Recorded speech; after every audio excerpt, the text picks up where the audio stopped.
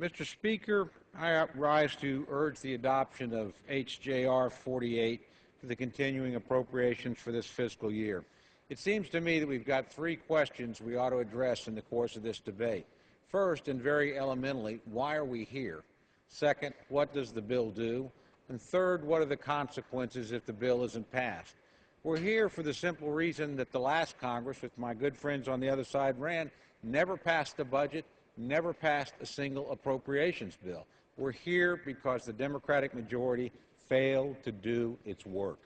We're also here because the current Democratic majority in the other body has so far failed to do its work. I remind my colleagues we actually passed legislation, sent it over. I also remind my colleagues that the one proposal in front of the Senate that got the most votes was actually the Republican H.R. 1.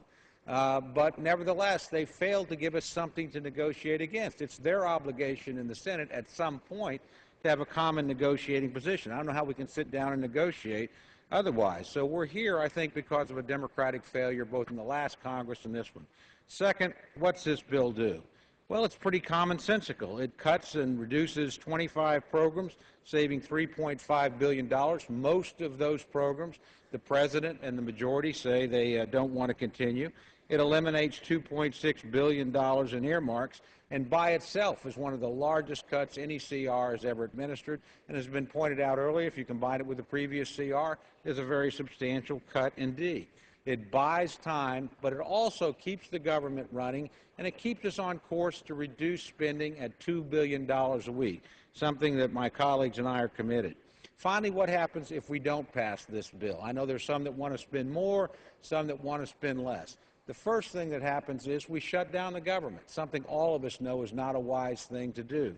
The second thing that happens is that we probably create financial panic in the country and harm a fragile economy.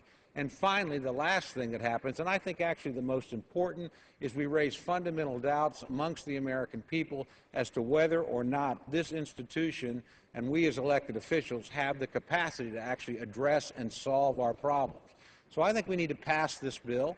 We need to give our friends on the other side of the aisle, particularly in the Senate, another 3 weeks to see if they can possibly come up with a negotiating position. And I'm confident once those negotiations begin, that our Speaker will keep the government running, will bargain in good faith, but will cut spending as we're committed to do. And with that, I yield back my time, Mr. Speaker.